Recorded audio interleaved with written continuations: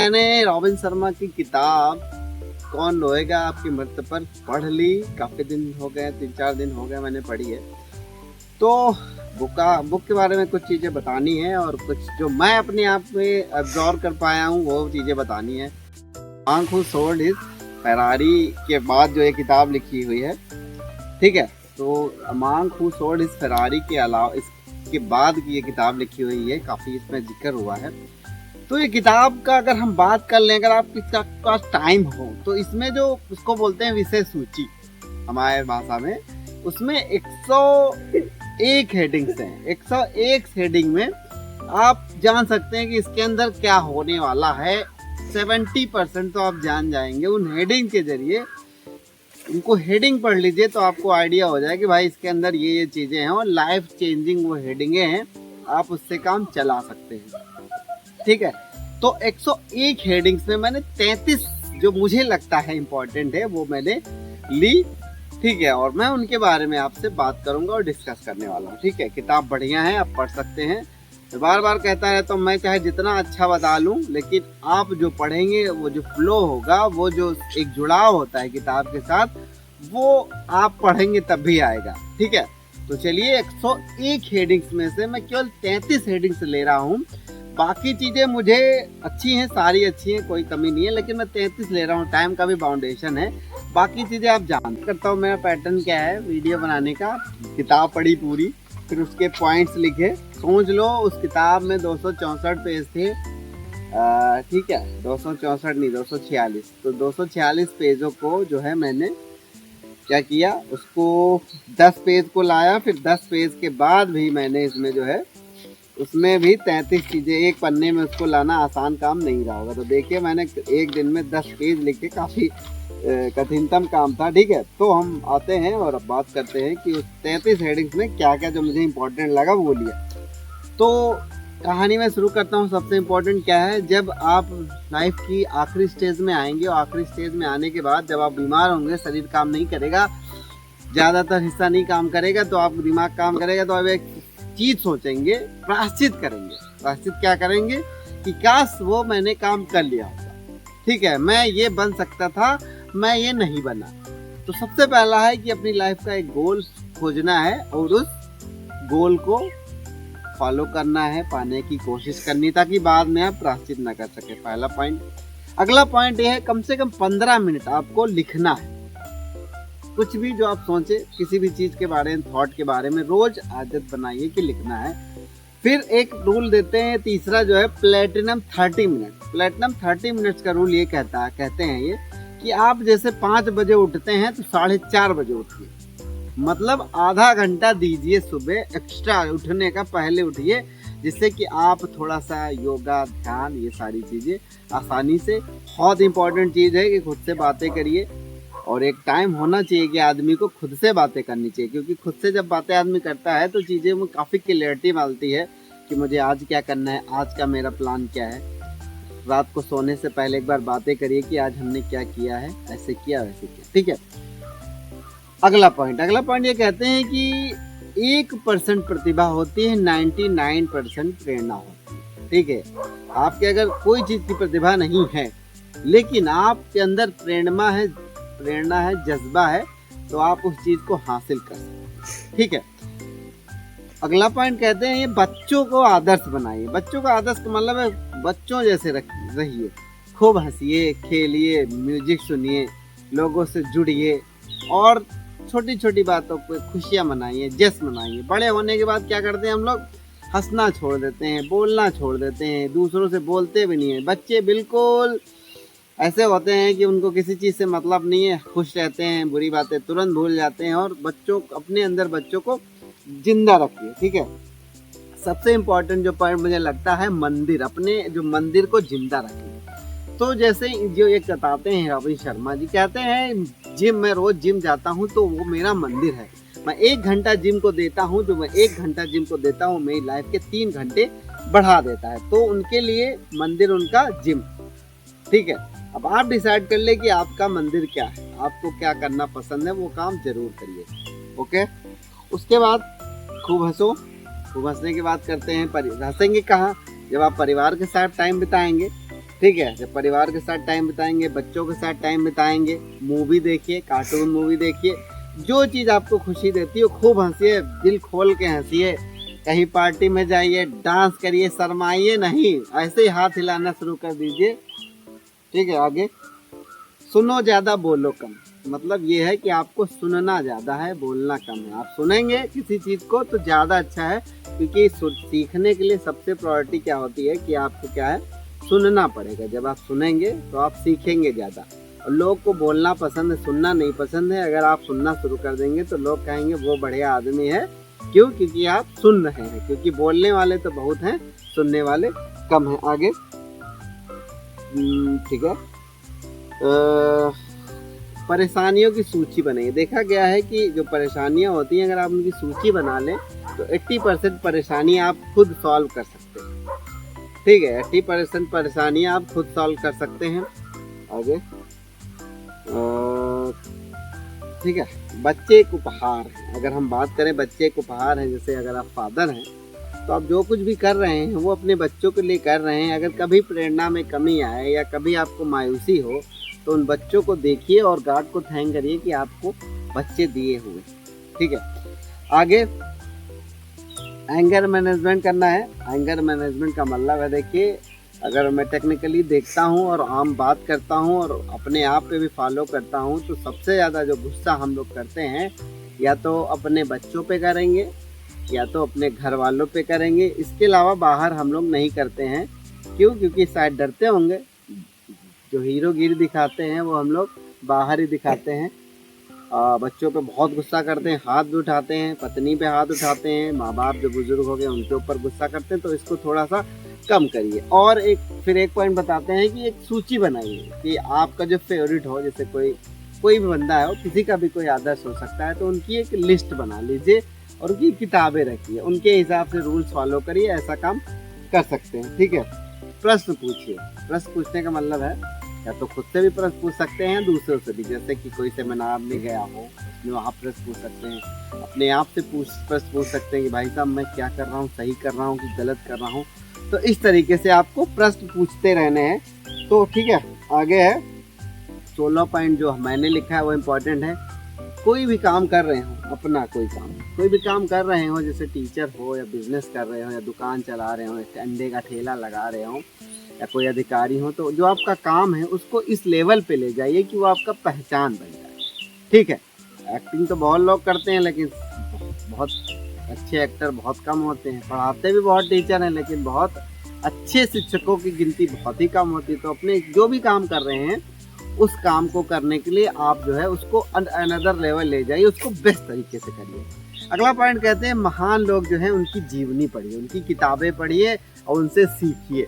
ठीक है, आगे किताबों की लिस्ट बनाया, प्रतिभा के नई चीजें सीखो। ठीक है, ओके, किताबों को जो आपको पढ़नी है, अगर मन करता हो तो पढ़ने का है। आजकल तो किताबें पढ़ने का बहुत सारा सोर्सेस हो चुके हैं। किताबों के बारे में आप सुन सकते हैं, बहुत ऑडियो बुक्स भी आती हैं, यूट्यूब पे भी देख सकते हैं, मोटिवेशनल चीज़ें देख सकते हैं, सब्सक्राइब कर सकते हैं और किताबों को पढ़ भी सकते हैं, काम कर सकते हैं। ठीक है, अगला पॉइंट कहते हैं कि अगर कहीं भी किसी भी प्रोफेशन में आपको बने रहना है तो उस प्रोफेशन के हिसाब से आपको स्किल्ड होना पड़ेगा, कि मतलब चीज़ें नई नई सीखने पड़ेगी। अगर मैं उठा के इतिहास देखता हूँ, जो भी बंदा आपको अपडेट नहीं कर पाया वो नष्ट हो चुका है। चाहे ऑडियो रिकॉर्डर हो, बड़ी बड़ी कंपनियां ख़त्म हो चुकी हैं। जैसे नोकिया का मोबाइल ख़त्म हो गया क्योंकि अपडेट नहीं कर पाया, क्योंकि सबसे पहला था लेकिन अब नहीं है। तो ऐसे बहुत सारी चीज़ें हैं आने वाले समय में। आप खासकर टेक्नोलॉजी से संबंधित है, अगर टीचर हैं तो आपको वर्ड प्रेजेंटेशन आना चाहिए, नए नए ऐप यूज़ करने आने चाहिए, चैट जीटीपी, गूगल जेमिनी, ये सब चीज़ें आनी चाहिए ताकि अपने आप को अपडेट कर सकें। अपडेट नहीं करेंगे तो आपका सब्स्टिट्यूट रखा हुआ है, आपका कोई ना कोई आके आपकी जगह ले लेगा, आप किनारे कर दिए जाओगे। इसीलिए खुद को अपडेट करते रहिए। ठीक है, ज़रूरत पे ही बात करिए और पक पक चकिया नहीं चलाते रहिए। आपको जब ज़रूरत लगे तब बात करिए। कम बात करने वालों को वैल्यू ज़्यादा होती है कंपेरिजन टू वो जो पक पक चकिया चलाते रहे बेमुद्दे को। कहानी बड़बड़ाहा है, बकबकहा जी का कहते हैं। तो थोड़ा सा अगर आप कम बात करेंगे या इम्पोर्टेंट बात करेंगे तो फिर आप जो है अच्छे से लोगों के इमेज अच्छी होगी। अगला पॉइंट कहते हैं म्यूजिक सुनिए। तो म्यूजिक इतनी बढ़िया चीज़ है, थेरेपी कह लीजिए, कुछ नहीं है। म्यूजिक सुनिए 1 आध घंटा, जब जैसे सुबह उठ के कोई बढ़िया गाना सुनिए, और गाना सुनिए नहीं, गुनगुनाते रहिए खुले मन से, जिससे कि आपके अंदर एक नया ब्लड सर्कुलेशन दौड़ता है, खुशी का एहसास होता है। जैसे बाइक में जा रहे हो तो एक गाने, बहुत लोगों के तो घर में होता है कि उठते ही हनुमान जी का भजन लगा देते हैं, माता जी का भजन लगा देते हैं, या जो म्यूजिक सुनना हो। जैसे बिग बॉस देखा होगा तो सुबह उठाने के लिए वहाँ गाना बजा देते हैं और सब लोग डांस करते होते हैं। उसी तरह म्यूजिक एक थेरेपी है। खुशी हो, गम हो, दुख हो, नया सोचना हो, नई उम्मीदें हो, कहीं घूमना हो, तो म्यूजिक से प्रेम करिए। म्यूजिक बहुत बढ़िया चीज़ है। और मूवी, म्यूजिक और मूवी भी आप देखिए, कार्टून मूवी देख सकते हो। अपने बच्चों को साथ मूवी देखने ज़रूर जाइए, बच्चे सीखते हैं। अगर आप बच्चों को कुछ सिखाना चाहते हो तो उनको दिखा दो, मूवी दिखाना, बिजनेस के बारे में, महान लोगों के बारे में, काफ़ी चीज़ें सीखते हैं। क्योंकि मनोरंजन से क्रिएटिविटी आती है। जो बच्चा सीखेगा, जैसे आयरन मैन सीखा, आयरन मैन को देखा तो दिमाग में चलता है कैसे बन गया होगा, तो उसके अंदर भी चीज़ें आती हैं कि क्या ऐसा हो सकता है। तो मूवी में अब तो एनिमेशन भी बहुत आ गया है, तो बच्चे को एक नए आइडियाज़ मिलते हैं, नए लोग के बारे में जानने में, कैसा बिहेवियर कैसा होता है। मतलब चित्र तो सबको पता है कि चित्र के जरिए आप बहुत सारी चीज़ें याद करना बड़ा आसान रहता है। तो मूवी बेस्ट तरीका है। उसके बाद मैं आपको बताता हूँ क्या करना है। अपना विचार लिखना है, ठीक है। अपना विचार मैंने बता दिया था, 15 मिनट लिखना। एक और इम्पोर्टेंट चीज़ जो मुझे लगती है, ध्यान लगाना है, ठीक है। पद्मासन में बैठिए, 10 से 15 मिनट ध्यान लगाइए। मैं कहता हूँ आपकी 99% चीज़ें, मानसिक, शारीरिक, आंतरिक, लगभग चीज़ें सही हो जाएंगी। क्योंकि मोस्ट थोड़ा सा प्राचीन चले जाएं, ऋषि मुनियों के ज़माने में तो ध्यान ही एक वो शक्ति थी जिसकी वजह से वो भगवान बन गए, महर्षि बन गए। ध्यान इतना इम्पोर्टेंट चीज़ है, आप लगा के देखिए, वो ध्यान बहुत ही रिलीफ देने वाला है, ठीक है। नई चीज़ें सीखना है और दिनचर्या बना लीजिए। इम्पोर्टेंट काम है, जैसे कि अगर मैं नॉर्मल अपना ही बता लेता हूँ तो मेरा रहता है कि भाई साहब क्या क्या करना बहुत ज़रूरी है, ठीक है। भाई सुबह उठना है जल्दी, वो तो उठना ही है। उसके बाद अपना चलिए, आपको दिमाग में बना लीजिए, जैसे मेरे लिए जिम जाना बहुत ज़रूरी है, ठीक है। उसके बाद किताब पढ़ना बहुत ज़रूरी है, ड्यूटी तो करनी ही करनी है। सुबह उठना भी ज़्यादा ज़रूरी है, ठीक है। बच्चों के साथ समय बिताना बहुत ज़रूरी है, ठीक है। तो ये 4-5 चीज़ें हैं, वो मुझे करनी रहती हैं और ये बिल्कुल करना ही है। इसके अलावा भी म्यूज़िक भी सुन लिया जाता है, कोई दिक्कत नहीं। गाड़ी चला रहे का तो म्यूज़िक सुनते आ गए। तो ये सारी चीज़ें हम करते रहते हैं। तो ये अपना रोज़मर्रा का बना लीजिए, जिससे आपकी लाइफ थोड़ा सा, ये देखिए टाइम 24 घंटे है, तो आपको एक टाइम टेबल तो फॉलो करना पड़ेगा कि भाई साहब किसी के पास ज़्यादा घंटे नहीं है और अगला दिन तो कभी आने वाला है नहीं कि हम कल से करेंगे, नहीं। आप टाइम बनाइए, टाइम मैनेज करिए और उस टाइम के हिसाब से थोड़ा 2 ही मिनट, 10 ही मिनट हर चीज़ को टाइम दीजिए, ठीक है। ये नहीं कि इतना काम में बिजी हो गए, बच्चों के लिए टाइम नहीं, पत्नी के लिए टाइम ना। अब टाइम 24 घंटे मैनेज करना है, किधर से कटौती कर रहे हैं आप बेहतर तरीके से जानते हैं, ठीक है। मोबाइल से खुद को दूर रखना। देखिए इस मोबाइल का स्क्रीन टाइम हम लोग का 24 घंटे का 4-5 घंटे खा लेता है। अब मोबाइल अगर हाथ में रहेगा तो उसको चलाना ही है, क्योंकि बच्चे तो हम लोग फालतू में दोष देते हैं, मोबाइल बहुत देखते हैं। अगर हमारे हाथ में है मोबाइल तो हम देखेंगे ज़रूर, ठीक है। तो हमें क्या करना है, मोबाइल को दूर रखिए। रिंग आएगी तो बात कर लीजिए, और अगर देखने का मन है तो देखिए, देखने के बाद थोड़ी देर बाद रख दीजिए, हमेशा न रखिए।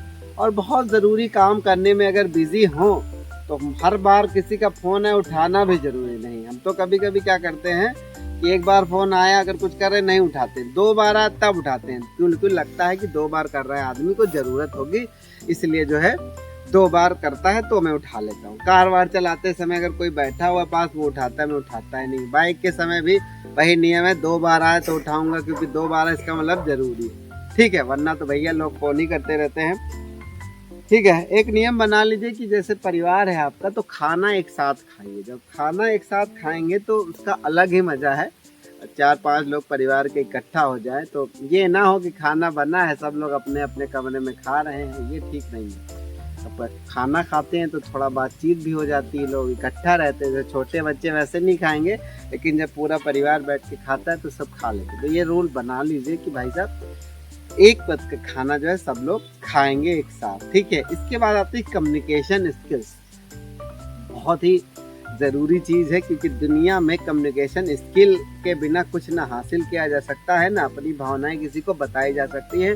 तो बातचीत करने का तरीका, भाषण देने का तरीका आप YouTube पे सर्च कर सकते हैं, देख सकते हैं, ठीक है। अगर आप ज़िंदगी में कुछ हासिल करना चाहते हैं तो, वरना जो आप ज़िंदगी जी रहे हैं जीते रहिए, ठीक है।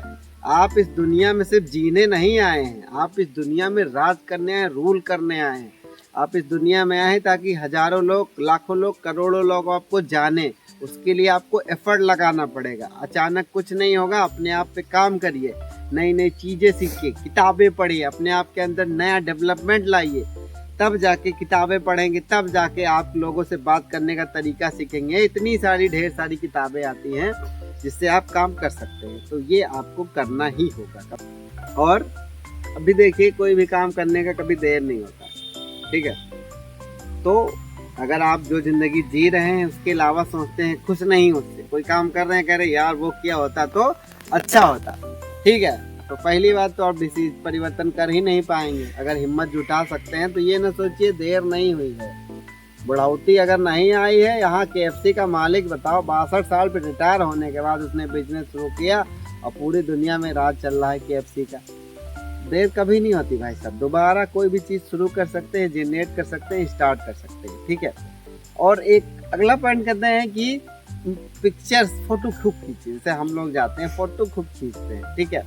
जैसे इस जो किताब में बताया, बोलते हैं कि जब मेरे बच्चे थे, हमारे फोटो, बच्चों के पास मनोरंजन का एक साधन बन जाता है कि बच्चे एल्बम उठा लिए तो फोटो देखते रहते हैं, बहुत अलग रहता है, मेमोरीज भी तैयार हो जाती हैं।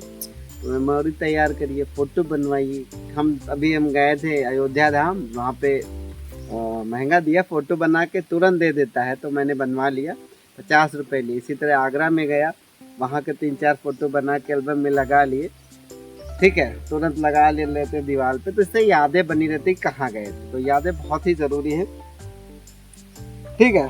चलिए आगे चलते हैं। और आखिरी पॉइंट जो मैंने लिखा है, कंप्लीट ऑल ड्रीम्स, नो निग्रेट। एक समय है आपके पास कि आप जो है अपने सपनों को पूरा करने की हर कोशिश करिए, भले ही आप फेल हो जाए। तो अब समय है, मरने से पहले आप जो है अपना जो है सारा जो है काम, सपने सब पूरा कर लीजिए, ठीक है। बाद में पछताइए नहीं, ओके। तो पछताना नहीं है, जो इच्छा चाहे करे। ऐसे भी बहुत सारे हैं कि इसमें एक पॉइंट अवश्य भी है कि एक आध दिन ऐसा रखिए कि बिना मोबाइल के काम चले, बिना घड़ी काम चले, ऐसे ही पैदल निकल जाइए।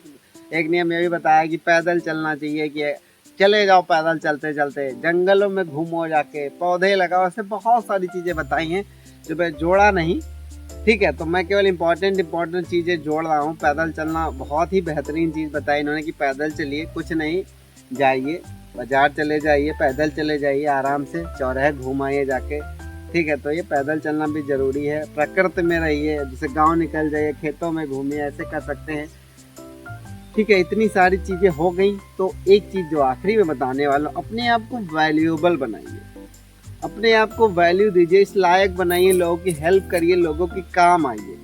आपको ऐसे ही याद रखा जाएगा जब आप किसी की हेल्प करेंगे। इससे याद आया कि कहते हैं कि अगर आप किसी की हेल्प करने के लिए पैसा खर्चा करते हैं तो पैसा डबल होके भी आपके पास आता है। तो अगर आप जैसे किसी से बात नहीं करते हैं, अकेले कमरे में बैठे रहो, मोबाइल देखते रहते हैं, हमारे कहना नहीं चाहिए, हम एक दो लोग को जानते हैं जो बिल्कुल अनसोशल हैं। यहाँ तक कि मैं ये भी हम लोग मजाक में कहते हैं कि भाई साहब उनके घर में कोई अगर निपट भी गया तो जो है स्क्रीन टच करते रहोगे, सो रही होगी तो, ठीक है। तो अगर उनके घर में वो ख़त्म भी हो, कोई जान नहीं पाया, क्योंकि अनसोशल है, किसी से नहीं मिलते हैं, ओके। तो आप सोशल होइए, लोगों से मिलिए। और ये नहीं, कहीं ये भी बताया है कि कहीं शादी ब्याह में जाने के बाद आप भाषण ना दीजिए, किसी को समझाइए नहीं, तो तुम्हारा उपदेश सुनने नहीं आया।